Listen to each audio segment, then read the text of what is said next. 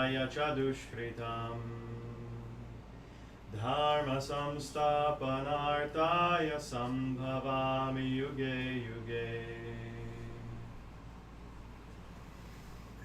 Yada Yada Hi Dharmasya Glanirбhavati Bharata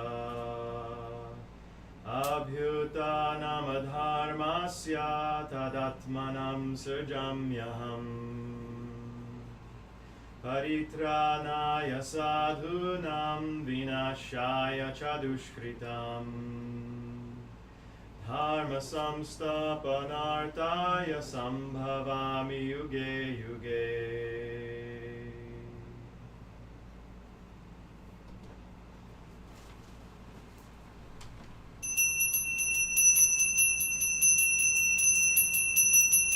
Jaya Govinda, Jaya Gopala, Keshava Madhava, Dinadayala. Jaya Govinda, Jaya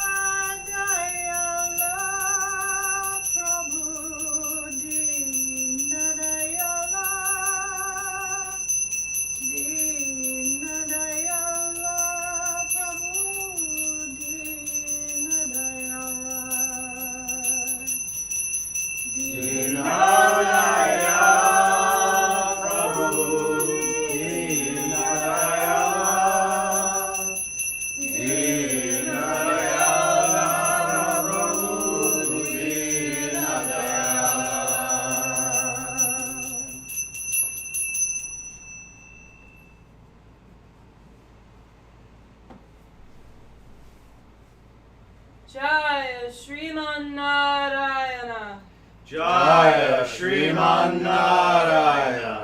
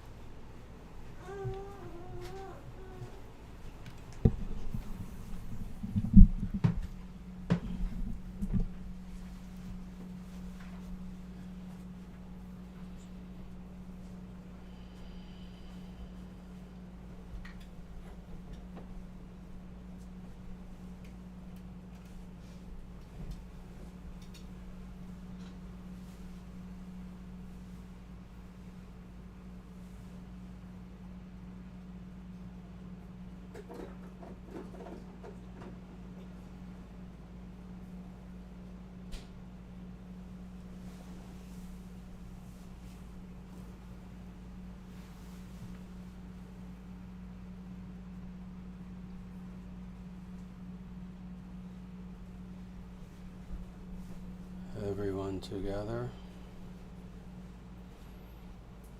Jaya Shriman Narayana. Jaya Shriman Narayana. Jaya Bhagavan Shri Krishna. Jaya Bhagavan Shri Krishna.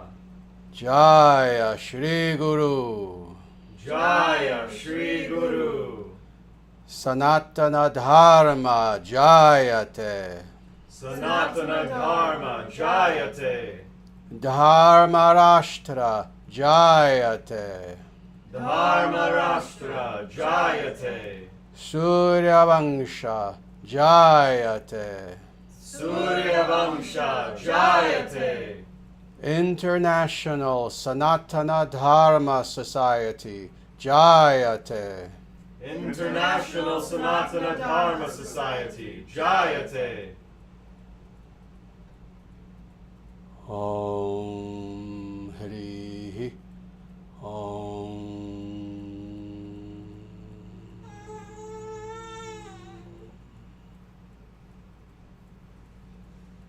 Om Tat Sat.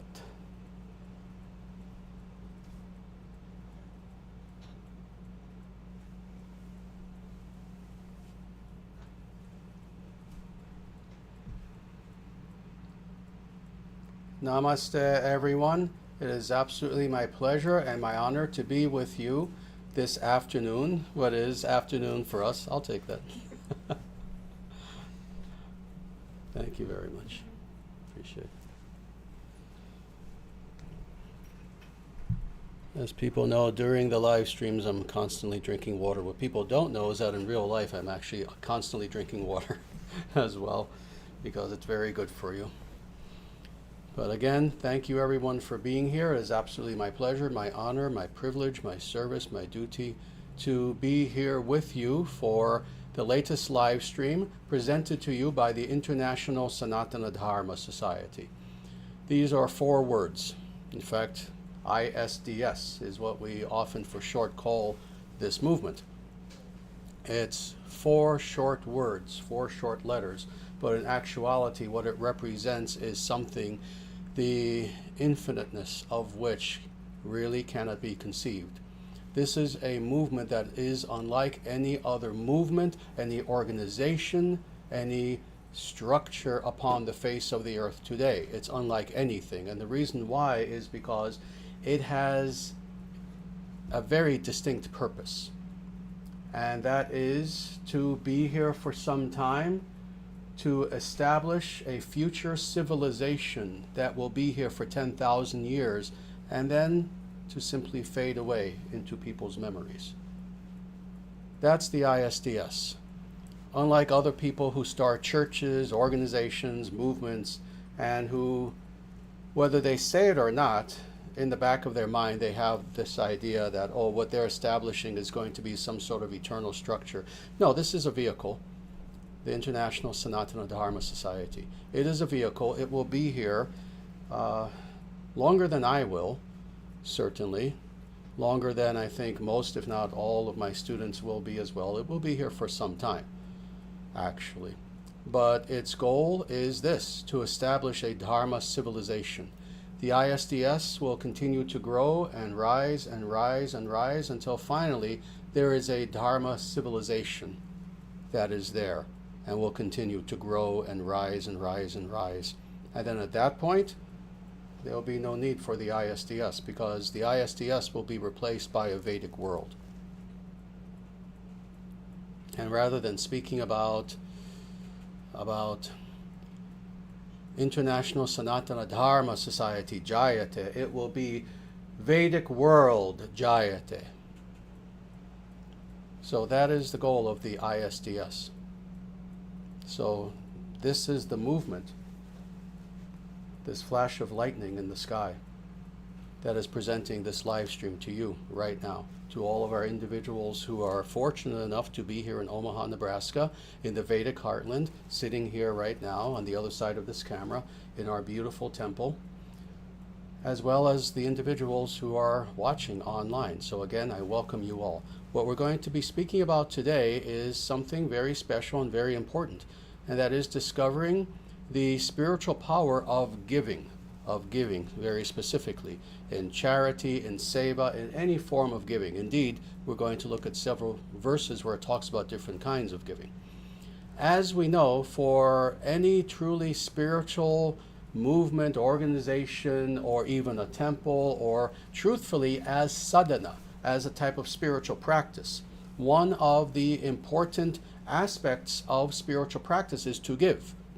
Indeed, one could say that what we are doing as spiritual people is we are practicing the art of giving. This is why, for example, just a few moments ago, you saw that we had a beautiful puja. And what are we doing? What are we doing as we're doing puja? We are giving in puja. We are giving incense. We are giving a lamp. We are giving water. We are giving flour. We are giving various things. And what is the idea? The idea is that in sadhana, but really in our daily life as spiritual people, we are practicing the art of giving of ourselves. Now, why is this the case? Why is it that indeed we are practicing giving? Well, what we are doing is the opposite motion of what we are accustomed to as beings within the material world. And what does that mean? Well, most individuals being in illusion, to greater or lesser extents, of course, being enamored by ego, by false identity, that is, by selfishness. What most people wish to do, of course, is to take. We see this with human beings, we see this with animals, we see this with, indeed, all life forms. Now, among humans specifically, of course, it's not 100% universal that this is the case. Indeed, for whom is this not the case? That unlike everyone else, who are those individuals who are not enamored by the idea of just taking and taking and taking and taking? It's those individuals who are spiritual and who consciously choose to do that opposite motion of what most biological beings within this world, we'll call them that for now, are doing. Again, most beings, feed my mouth, give me this, give me shelter, give me everything that I need, and even at your expense, at the expense of someone else. Again, we see in the animal world, seeing very objectively, this is how animals live. We see that many human beings live like this. We may call them criminals, we may call them corrupt people or selfish people, but there are people who just take and take and take and take and take. Well, the spiritual person is someone who chooses to go beyond the mere biological imperative of taking and taking and taking. And instead, they want to practice. And at first it's practice. They want to practice the opposite. They want to practice the idea that, all right, I have what I need. I'm not starving. So you can't give if you're starving, if you have literally less than nothing. But all right, I have some abundance. Now I choose to consciously and of my own free will give. Give in what sense? Well, that's what we're going to talk about. First and foremost, of course, to give to God, but then also to give to God's people and to that which is related to God. So all that being said, as just a little preface, now let's dive into these verses. What scripture are we going to look at? Yet again, Parama-Samhita Pancharatra. So again, we have been looking at this scripture for many, many, many months. Indeed, I can say that the only scripture that I, and having given classes for decades now, have looked into more than this has been when I did an ongoing weekly Bhagavad Gita class for 9 months, when I was the resident acharya of the Hindu temple here in Omaha. We went every week for 9 months. Indeed, some of the people who were there, this was roughly 2007, 2008, a few of the people who were there for that class are here in our audience, actually. So indeed, I have witnesses. We did Bhagavad Gita every week for 9 months. Well, this is getting close. We've been focusing on the scripture for a long time. But we're going to look at chapter 12, and we're going to look first at 3 verses that are combined. They are verses 40, 41, and 42. So let me read these first to you, and then we'll comment. Whoever, by either encouragement or by the grant of money, makes the best efforts to help guests, preceptors, acharyas, servants in grief, the great ones who are the guardians of Dharma, temples of the gods, ascetics living by alms, cows, Vaishnavas in large numbers. This is the best means of helping others that one can perform with his body. So very nice, very detailed verse, very, very good verse. So first of all, of course, what is this verse talking about? It's talking about the spiritual art of giving. And interestingly, it gives 2 categories of giving specifically. Let's look at that first, and then we're going to look at this long list, actually, of individuals who we are meant to give to. And we'll look at why these individuals are actually mentioned. Like with everything with the Vedic scriptures, things are not just thrown together. That's what atheists say. No, there's a reason for every single word that is here, and we'll see that. We always do, don't we? We always see the scriptures are not just thrown together. There's a reason for everything. But first, the 2 ways of giving. By either encouragement or by the grant of money. So very, very practical. You know, the Vedic scriptures don't, like I like to say, don't play games. The Vedic scriptures are very blunt, very honest, very practical. So how do we give to others? Well, these are 2 of the ways. And in fact, let's do this in reverse, actually. Let's look first at by the grant of money. So indeed, how do we help others? Well, how have people been attempting to help others since time immemorial and to this very second? By money. You give to charities. Charities in turn are supposed to give that money to people who are in need, to poor people, to religious institutions, whatever is the specific charity that we're talking about. So this is a very practical thing. You know, people who try to pretend that they're spiritual but don't also couple that spirituality with the practical don't know what they're doing. Those are dishonest people. People who say, oh, but why even talk about money? Oh, we're talking about spiritual things. Why? Oh, but... And they, you know, get into an uproar about the fact that we're being very practical. When you see a beggar on the street, what are you going to give that person? He has his hand out for a reason. He's not hoping that you're going to simply drop some spiritual advice. Oh, he'll appreciate that. That's nice. We want to do that too. But he has his hand out because he needs money. Why? Because in theory, he needs sustenance. He needs to eat. He needs to buy whatever it is that he needs to buy. Well, this is a very practical thing. In giving, we should give of ourselves. We should give of our wealth whenever we can. So what does this mean? This means that indeed, with the various categories that are coming, if you can, give donations, give money, give 1 penny, give $100 million, give whatever you can that is comfortable for you. Now, let's look at the first of these 2 things now, which is very interesting, or encouragement. Encouragement. Now, let me talk about this somewhat deeply, because this is important, and it's deeper than most people will think. Is it the case that those who have money at the very least should give encouragement? Oh, yes. Yes, that's true. So this is the first aspect of what is meant by encouragement, that, oh, let's say that you actually don't have a lot of money. Oh, let's say you're just getting started in the world, or you've had to struggle yourself for a long time.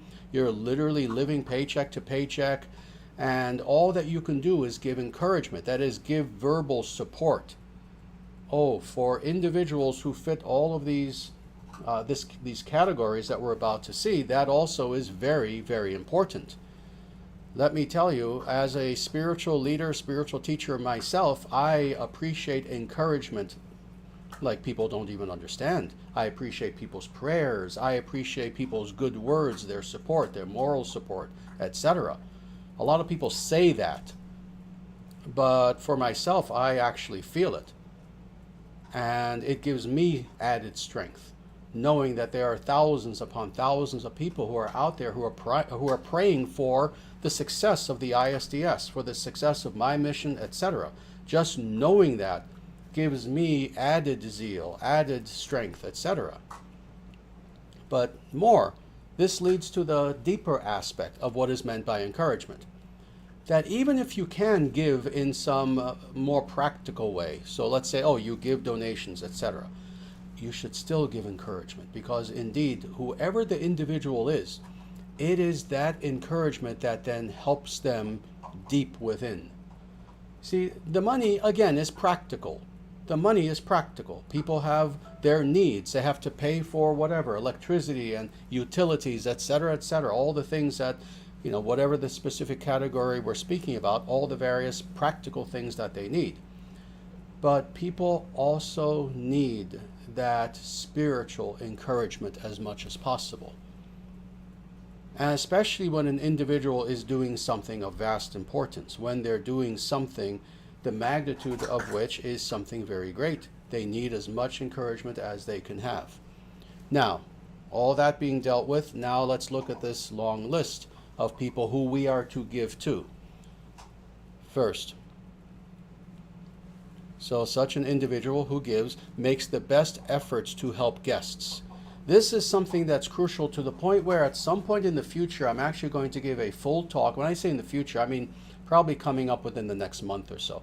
I'm going to give a full talk on guest host etiquette, something that is found in every civilized culture on the face of the earth, and that means the ancient cultures. There are no civilized cultures today, unfortunately, not organized as nation states. India is getting there. They're not there yet. But otherwise, there are no nation states that we can consider to be a truly civilized culture today. But otherwise, in all civilized cultures, the idea of guest-host etiquette is crucial. We find this in ancient Greece, in ancient Rome. We find this throughout the entire, what is sometimes called Indo-European sphere of influence throughout the world, from all of Europe, throughout the Middle East, extending into India, etc., etc. And the idea is that when you have a guest, you give to that guest. You treat that guest as if that guest in your home, in your temple, in your wherever, is like a visiting god or goddess. That's how you treat the guest. It's even said in the Vedic scriptures, if you are so poor that in your home, when a guest appears, all that you have is you can give them a little place to sit and some water, you do that. If that's all you have, you make sure that you do that. You speak to the guest very kindly, very charitably, etc. But again, I'm not going to give my talk now about guest host etiquette. Rather, this is one of the sorts of individuals who we are to give to. Now let's go on. Preceptors, acharyas, gurus. Well, this is a given. One could say English translation of acharya is preceptor. Preceptor. That is an individual who is not just a guru, certainly guru, but more than that. The sort of individual who is a lineage holder, who is representing a siddhanta, the philosophical conclusion of Sanatana Dharma. We are to give both encouragement, but also an actual practical charity. Let's go on. Servants in grief. Servants who are in grief. Now, let's talk about this slightly deeply, because there's more here than people understand. First of all, servants. Servants. Oh, that's a word you're not supposed to use today. We live in the era of radical egalitarianism. There are no servants, there are no masters. Everyone is equal, everyone's the same, everyone looks the same, everyone breathes the same air. We're living in Maoist China, where eventually everyone has to wear the same uniform, right? That's our era today. Equality, equality, equality to the point of insanity. Well, no, everyone's a servant. I'm a servant. I'll tell you very proudly, actually. I'm not a good servant. I wish I was infinitely better. But I am a servant. I am a servant of God. I am a servant of my students. I am a servant of all the Vaishnavas. And for that matter, everyone serves someone. Everyone has some job and they are a servant. The children have to serve their parents. The parents have to serve their children, etc. We're all servants in one way or another. Well, when we have specifically a servant, in yes, the way in which this is meant, that you have a household and you have servants who are there, people who help you on a regular basis, who do cleaning, etc., things like this. How interesting that this says that when servants are in grief, what's meant by that? That they're lacking something, that they're going through a hard time. You have a servant and the servant is ill or something like this, and they can't make ends meet. You are to give to them. If you are a good person, if you are a spiritual person, you give. And what do you give? Again, encouragement. That servant who has been with you for 10 years, 20 years, who has helped to keep your household sane and clean and healthy. You give them encouragement when they're going through a bad time. You put your arm around them and you mean it. And with tears in your eyes, you say, listen, it's okay. You're part of our family. Don't worry. And what else? You give them money. You give them what they need. Again, blunt. You give them money. They're lacking money. They're ill. They have to see doctors now. You pay for it. So this is part of Vedic ethics and etiquette. If you have servants, you treat them like they're part of the family. How nice is that? Let's go on. The great ones who are the guardians of Dharma. Dharmapala, there are many different terms for this. The guardians of Dharma, those individuals who guard Dharma. Dharma Rakshakas. Who are these? Anyone who is a guardian of Dharma in any serious way. What this means very specifically are the brahmanas and the kshatriyas.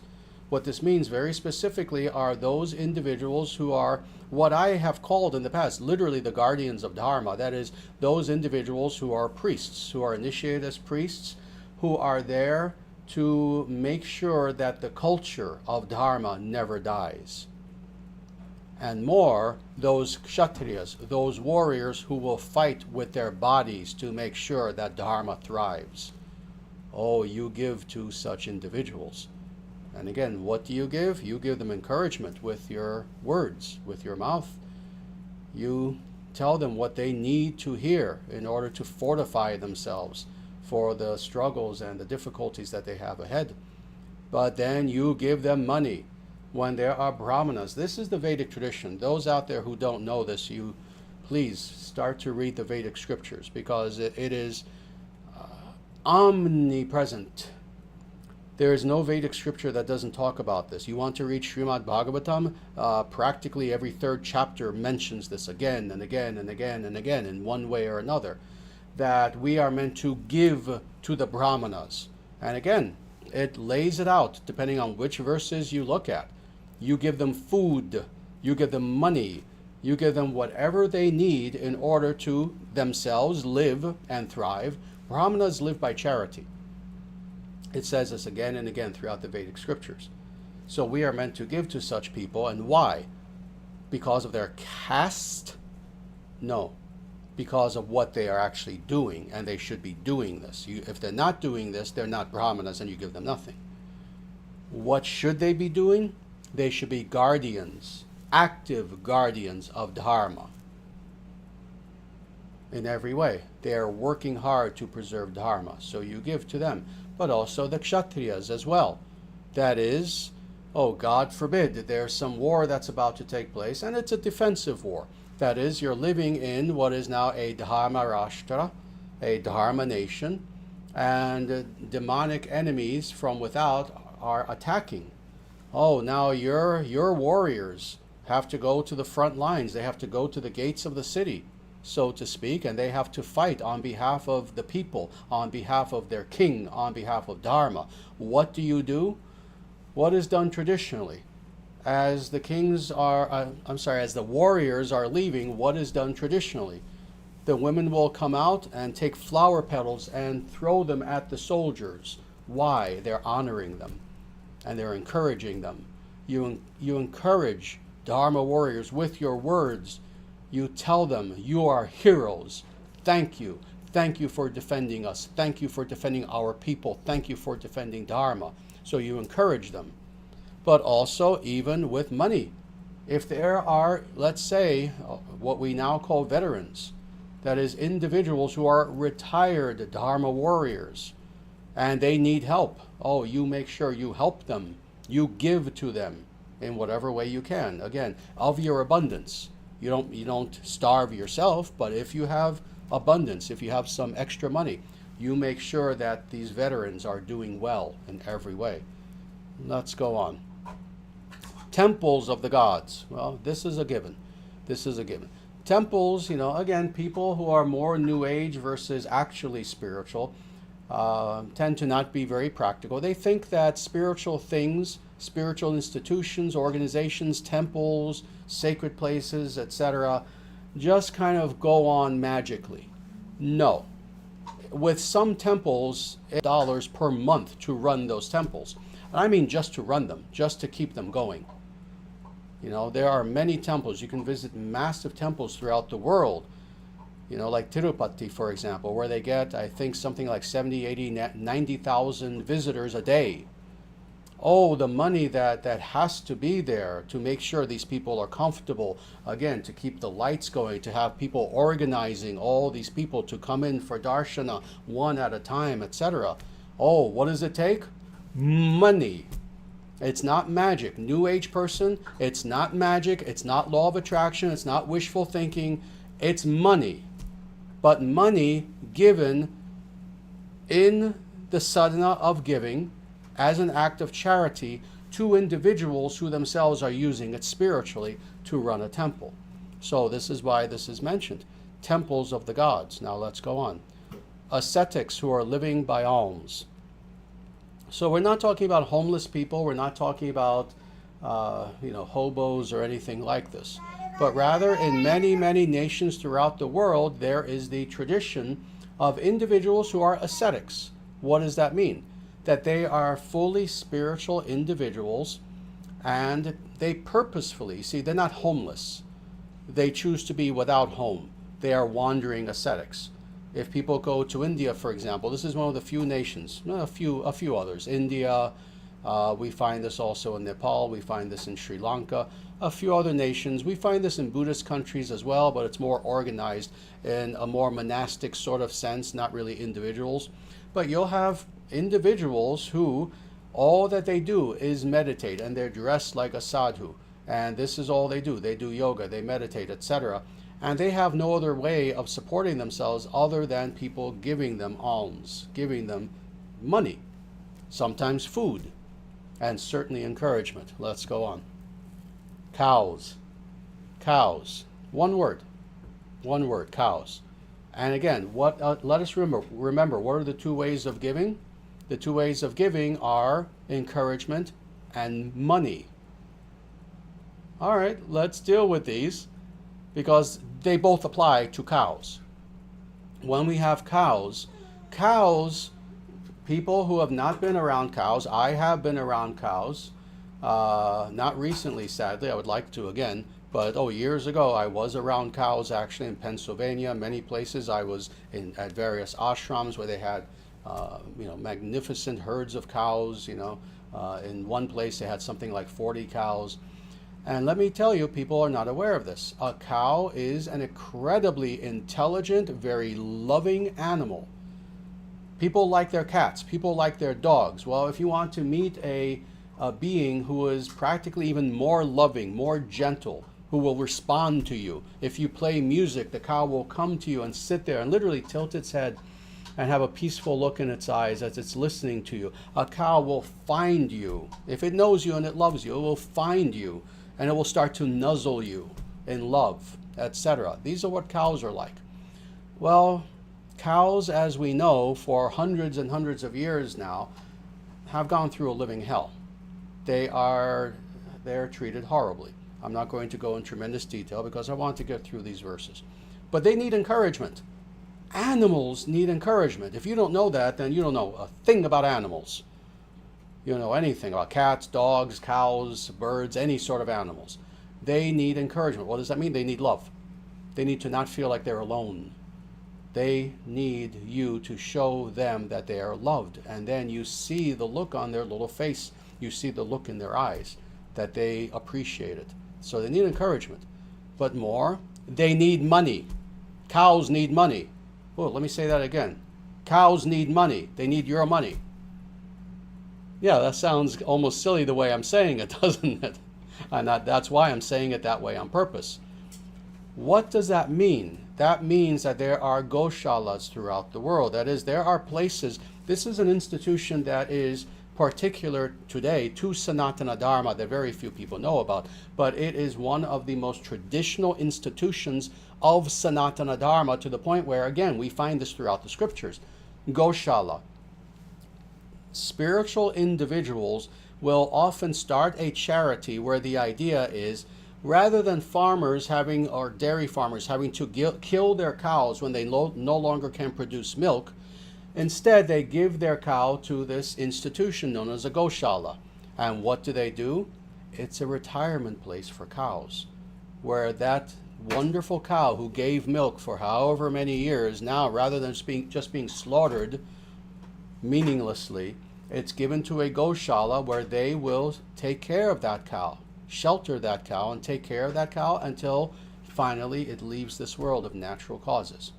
Well, there are places like this, interestingly, throughout America as well. They're everywhere. Certainly in India, there are hundreds and hundreds and hundreds of such places, if not more, if not thousands. But they're in America, they're in Europe, there are quite a few of them. Look up the term goshala, find a goshala near you, and donate to them. Give to them in such a way that those cows will enjoy your money, and that they will be fed, they will be taken care of, they will have shelter. And the senior citizen cows, which is what they are, will be able to live a peaceful life until they finally pass away of natural causes. So let's go on. Vaishnavas in large numbers. Indeed, we are to give encouragement and to give the grant of money to Vaishnavas in large numbers. What does this mean? This means everything that you can conceive of. This means when you find Vaishnavas who are in need in any way. What does this mean? This means children who are Vaishnavas. This means, again, retired Vaishnavas. This means Vaishnavas in general who are doing things of importance. They're leading kirtan, they're leading temples, they're doing things in this world in order to be absolute examples of what it means to be a devotee of God and thus inspire others. These people need our encouragement as much as possible. We need to literally thank these people. When you find Vaishnavas in your community, and it doesn't mean just great gurus, no, individuals who, they're like you, they just have a semi-normal life, they have a family, etc., but they are working hard and endeavoring to be as spiritual as possible and to bring together that perfect combination of being spiritual while at the same time doing within the world. When we find such people, we need to encourage them. And if they need our help, oh, we have to give to them as well in charity. We have to give them literally money if we can. Very good. Let's go on. So all of these are the best means of helping others that one can perform with his body. So what is meant by with his body? Just meaning practically, not just here, not just, oh, I would like to do such and such. No. It means literally you take your body, you get off your couch, you get out of your basement, and you do. In fact, let me tell people, again, the New Age crowd don't understand this because they're not practical, they're not actually spiritual or religious. Let me tell you what it means to be a spiritual person, truly. What it means to be a yogi, and this I've spoken about so much in the past, but I'll touch on it now. What it means to be a yogi, a full-fledged yogi, an individual who you meditate every day, you do puja, you study the scriptures, your goal is to know God, etc. Such an individual is meant to be active in the world, and throughout all of Vedic history, we have hundreds, really thousands of examples, forget about history, in our Vedic scriptures, of great Vaishnavas, great yogis who, yes, some of them retired to a cave and you never see them again, but what we see in the scriptures are especially those who the way they practice their spirituality is that they are active in the world. They do good things for others. They teach. They travel the length and breadth of the world, and they teach people. They engage in debates against individuals who are opposed to Vedic Siddhanta, etc., etc. They help people. They heal people, etc. And I can go on about this for hours, actually, because there are so many examples that are there within the Vedic scriptures. What it means to be a spiritual person is that you are fully spiritual internally, while externally you are standing up on your feet and doing. So this is what it means. Now, with all that, let's go on. We're going to try to get through the rest of these verses quickly as we can. And we have a few more verses to look at. But give me one moment, actually, as I look at this and as I look at the time. All right, is it executive decision time? Yes, executive decision. All right. I'm looking at the time, and it's 2:49, and we have two more verses to look at. That will take quite some time to go through, actually. So what I think I'm going to do instead is I will continue with these verses next week, the next time that we get together. And I'm going to stop here for now. And I want to take questions. I want to do questions and answers, see if there are any good questions that are out there that we can then discuss for a little while. We'll try not to go too much past 3 o'clock. We might go a few minutes, something like that. But with that, let me signal to everyone who's out there, in addition to the people who are here as well, if there are any questions, please feel free to ask your questions. And that being the case, I will do my very best to answer those questions. Very good. I see some questions coming in now. Very good. Very nice. Here is a good question, actually, and I will definitely answer this. And it is, dear Namaste, dear Acharyaji, what is the significance of a spiritual name? Is it the true eternal name of my soul, or is it just another name of my current body? How do I get one? Very good. Excellent question. I will absolutely answer this. First of all, as far as the significance of a spiritual name, let me go into this in a little bit of depth, actually, and then I'll answer the rest of your questions systematically, one by one. First of all, as far as what the significance of a spiritual name is, within Sanatana Dharma very specifically, I'm not speaking about other traditions. I don't care about other traditions. You know, they may do things differently in Buddhism, Western, so-called occultism, whatever, I don't care.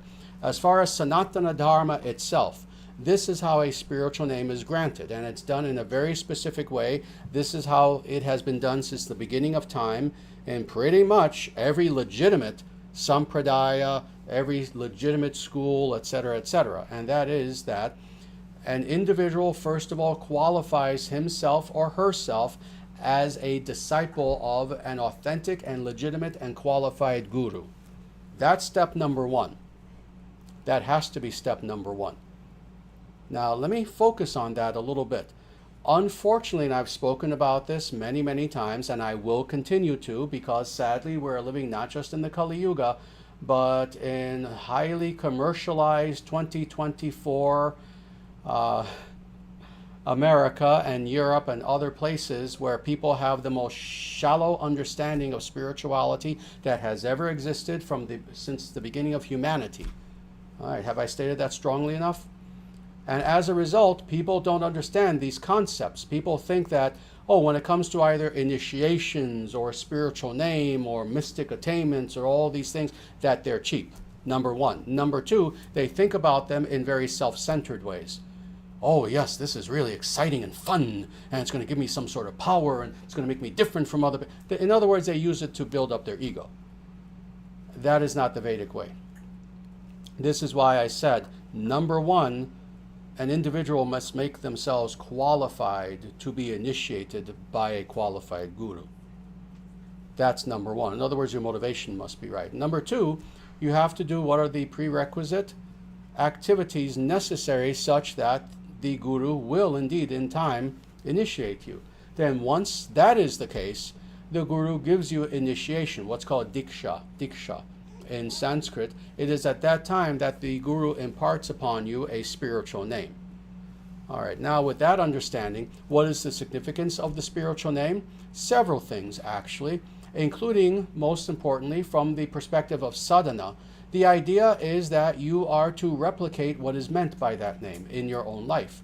That is, the name might be either the name of a historic spiritual figure. It might be a god, it might be a goddess, it might be a great sage, or it might be a concept. So, for example, like bhakti.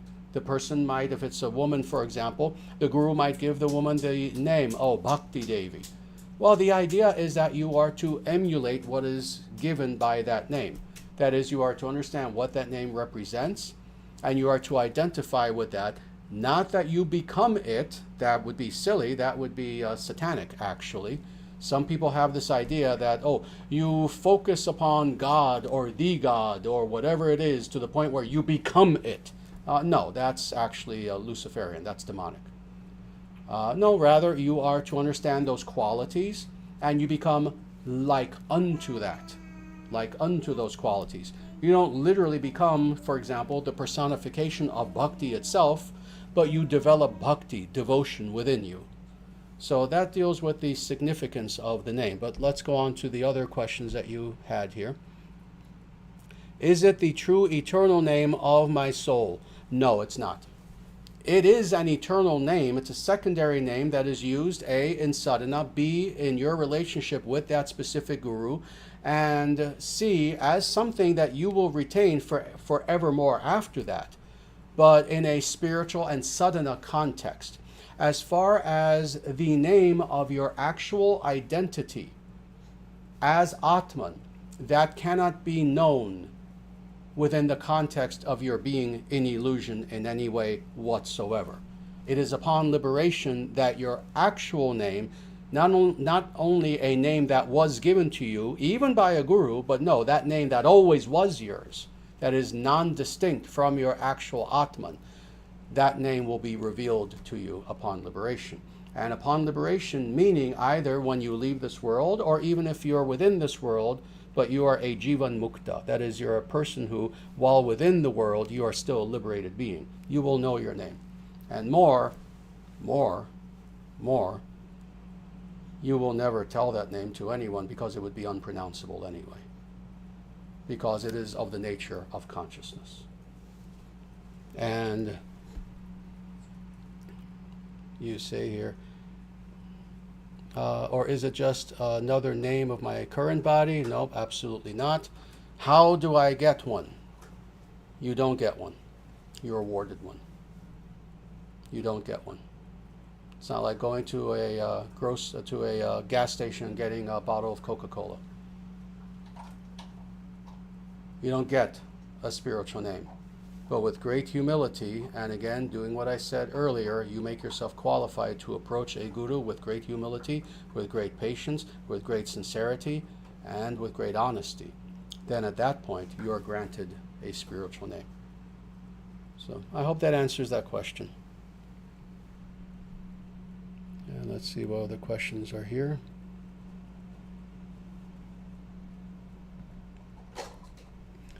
Are there any questions here in the audience, by the way? I always have to remind people, I don't want you to think that I want questions just from the online people. So if you have any questions here, just feel free to raise your hand. It would be my pleasure. Very good. Here's another question. How should I treat Vedic scriptures? And I mean the actual paper that they are printed on. Is it just paper and only the meaning of the words are sacred, or are physical books to be treated in a certain manner? The words themselves, that is the intangible part, the actual words, the vibratory manifestation of the words on the one hand. On the other hand, the literal physical book itself, paper and cover and all, are to be treated really the same. You treat both with enormous respect. You treat them both with enormous respect. And what does that mean? There are several regulations that, again, these are universal. These are universal within the entire Vedic world. Several things. When you have, let's say a Bhagavad Gita or a Srimad Bhagavatam or a copy of the Upanishads or something like this, there are some things you do with them and some things you do not do with them. So for example, when you're about to read them in a sadhana sort of way, that is very privately, very quietly, you're going to pick up Bhagavad Gita and read it almost as a meditation. You first take that Bhagavad Gita or any Vedic scripture and you touch it to your head, you put it down and you offer pranams with reverence. Then you start to read it. So that's one thing, and there are others too. I'm not going to go through everything. This is positively one thing that should be done. Negatively, you never put a Vedic scripture on the ground, ever. You don't put it on the floor. If, let's say, you're sitting on the ground, so you're going to be reading a sacred scripture, so you have to have it in front of you, at the very least, you put down a towel, a blanket, something, some sort of cloth, and then you can put it on top of there. Or some sort of a book stand, something like that. You put it on the book stand. But you never put a sacred scripture on the ground. You never take a sacred scripture into the bathroom. Oh, my Lord. I remember like 15 years ago, I was I was at the home of some local person here in Iowa. And I remember, I was there visiting and we were talking about various things. And I excused myself to use the restroom, and I went into her bathroom, and there was a Bhagavad Gita in there, next to the toilet. You do not bring sacred scriptures into the bathroom, ever. And I can go on and on, but hopefully that will suffice for now. You treat the Vedic scriptures, both the actual paper and the work itself, with tremendous respect. Very good.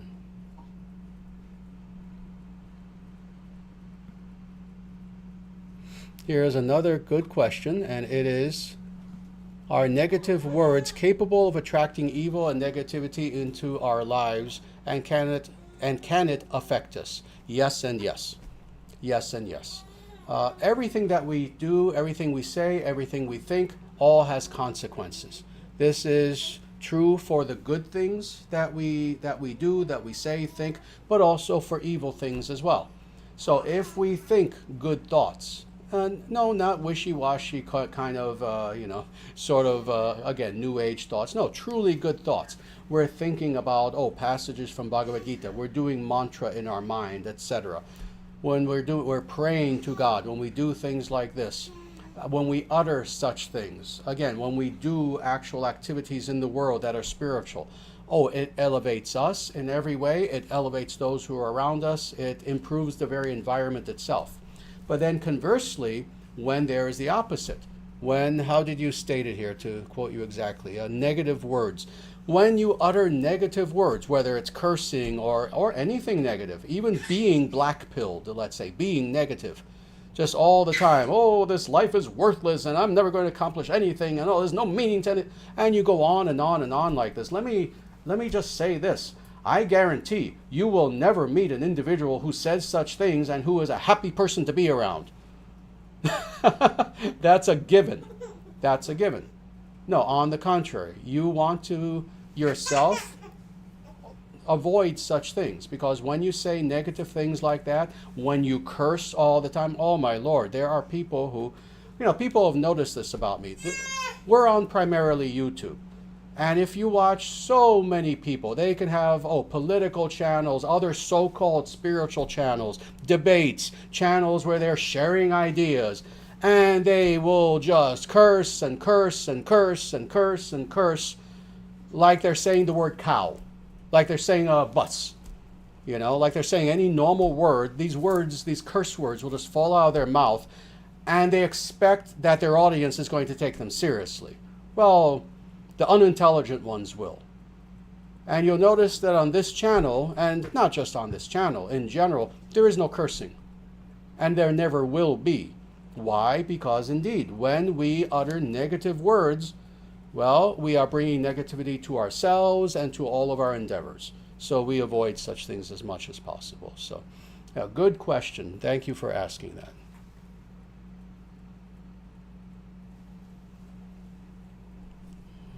Very good. Good. Here's a good philosophical question, actually, and I can answer this pretty easily. Do you think that the one of Platonism and Pythagoreanism is the same as Narayana? Let me state it this way. The one of Platonism and Pythagoreanism is Brahman. Brahman. So that should be your answer, because it's not a matter of what I think. That is the answer. The one of Platonism, Neoplatonism, and then before that, Pythagoreanism. For that matter, there is a Neo-Pythagoreanism as well. The one that is spoken of in all these instances is what is known as Brahman, the Absolute. Now, of course, what is interesting is that in the case of Pythagoreanism and Platonism, Neoplatonism, the Absolute is understood, sadly, in somewhat more amorphous terms. That is, not as an actual person. It may even be philosophically admitted, which in some cases it is, that it is a person, but then the details of that personality are not known. So this is where Platonism, Pythagoreanism, etc. are somewhat limited.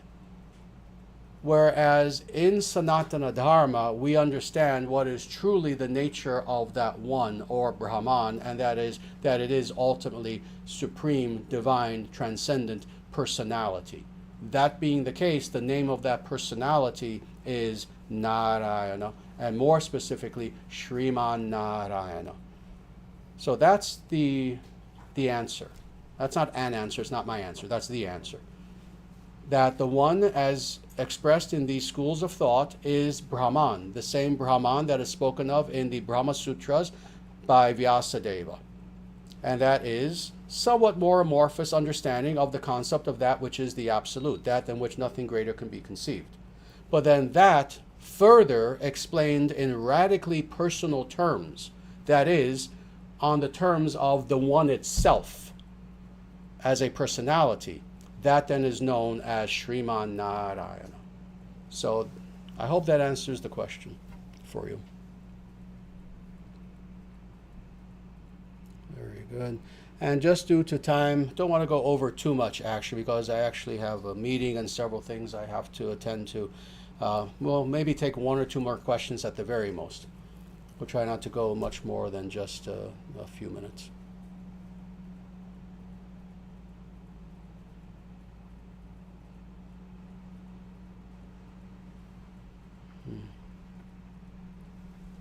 Very good. And this truly is a very important question, actually. And let me thank you in advance for asking this question. You say afterwards, I see you have a follow-up statement here, and you say, Krishna, my apologies for offense. And if you mean by asking this question, no, this is a good and important question. You've committed no offense whatsoever, so please don't worry. You ask, Namaste, dearest Acharyaji, for one who turns to Krishna for alleviation from suffering rather than genuine love for God, how can one transcend the lesser motivation while still being stuck in it? Oh, this is a good question, and let me explain why there's no offense. Either in your question or, in fact, in actually doing this. That is, at first, approaching Krishna because, you're in tremendous suffering and you simply want to alleviate it. But of course, the goal ultimately is to love God. There is no offense in that course of action.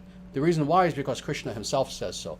In the Bhagavad Gita, Krishna explains 4 different sorts of individuals who approach him. One of these is an individual who is seeking alleviation of suffering. So indeed, Krishna explains in the Bhagavad Gita that, this is a legitimate way of approaching God. Is it the highest? No, of course not. It's not the highest. But it is a legitimate and a good way for approaching God. Why is this the case? Well, first of all, it is the nature of this world that there is going to be suffering. Indeed, the suffering in this world serves many, many purposes. Oh yes, karma, etc. But more than this, it is there to teach us, yes, that also we learn a lot from our own challenges that we go through in life. We grow from our challenges. But more than this, even deeper actually, a lot of spiritual people will just stop there. But no, there are actually deeper reasons for why we suffer. And that is precisely this, that in our suffering, hopefully we eventually come to the point where we realize what is indeed the nature of this world and our precarious situation within it. That is, we come to the realization that being in this world, a place that really, in a way, is foreign to our true self. Oh, we're going to suffer. We're going to have happiness, suffering, happiness, suffering, happiness, suffering. And that being the case, however much we try to plant our flag in this world and make this world our home, it will never be a perfect place. So in this way, the suffering is a good thing because it reminds us, no, don't settle. Don't just settle for this place. Don't get too comfortable here. Understand that, oh no, be within the world, do what you need to in this world, but also understanding that you're not going to be here forever. Rather, work throughout your life in such a way that you are preparing to eventually enter that realm of no anxiety, Vaikuntha, where all suffering comes to an end. So in this way, if a person approaches Krishna, again at first for the alleviation of their suffering, that's perfectly fine. Because what greater way to alleviate our suffering, which we all have, everyone has suffering in this world, what better way to alleviate that than running deeper into illusion? You know, you're in a cage. In a cage. You were born in a cage. You lived in that cage all your life. You're suffering in that cage. But you keep looking inside the cage for that thing that will stop the suffering. Stop the suffering. The cage is why you're suffering. The spiritual person is the person who realizes that. No, let me stop looking for some sort of alleviating sort of thing within the cage itself. It's the cage itself that's the problem. And you transcend the cage. You try to get out of the cage. Well, in the same way, the spiritual person understands this. And that being the case, when you turn to Krishna, you are now on the path to Krishna. Now, let me deal with the second part of what you say here. Give me one moment, please. Need to find your question again because there have been a few more questions that appeared. Very good. How can one transcend the lesser motivation while still being stuck in it? Very good. This is how you are to see it. You know, imagine that you're trying to cross a pond, small creek, something like that. And what's there? You know, it's, there's one brick and then another brick and another brick, or one stone, then another stone, then another stone. Well, how do you cross across that little creek? You have to put 1 foot on one stone, 1 foot on another, and then eventually you take your foot off of that initial stone. But in the meantime, you kind of have 1 foot on each stone. You realize that that's the nature of progress. So yes, if you are still kind of holding on to that motivation at first, that, oh yes, I want my suffering to end, as you're then trying to aspire toward actual pure love of God, don't beat yourself up about it. Don't think you're doing something terrible, because again, you do want to alleviate your suffering. Should that be your number one motivation? No, of course not. But in the meantime, there's nothing wrong with that. But now, focus on that second foot. That's how you make progress. In the same way, focus on the love of God. Just focus on that. Don't worry about, oh, but I still kind of have some attachment to, I want my suffering to end. I want my suffering. Don't worry. Focus on love of God. In the same way that you're crossing across that little creek, eventually that first stone that you stepped on is way behind you as you continue to make progress. You don't have to worry about it. In the same way, focus as much as you can on loving God, loving God, loving God, and it comes to the point where that's all that's left. Good? All right. Sadly, we're going to stop here because it's already about 12 minutes past the hour, according to my clock. And let me just say that we will again continue with this theme next week, actually, because we have a few more verses to look at, and they're important verses. So we're going to look at these verses, continuing with the idea of giving, the importance of giving as a spiritual sadhana next week. And if I didn't have a chance to answer your questions now, then next week we'll definitely have that opportunity.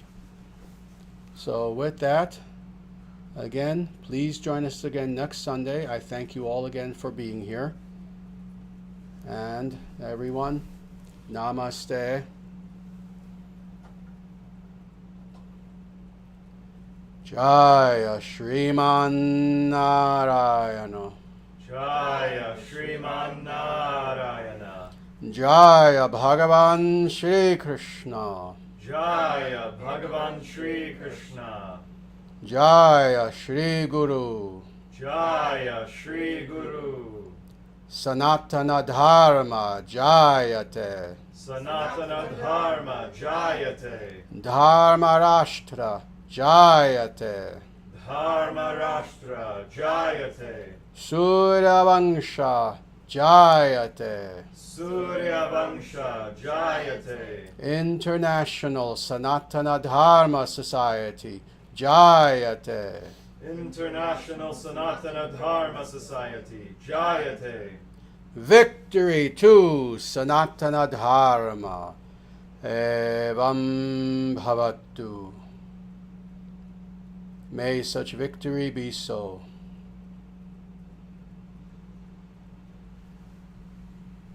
And so it shall be.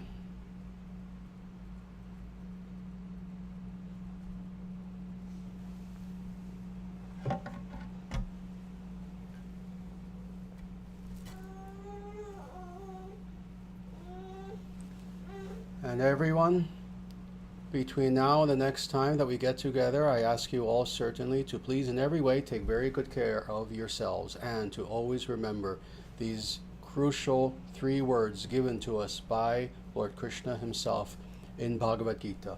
Please remember these 3 words for the rest of 2024 and a little bit beyond. Ma Shuchaha. Do not fear. Do not fear. Do not fear.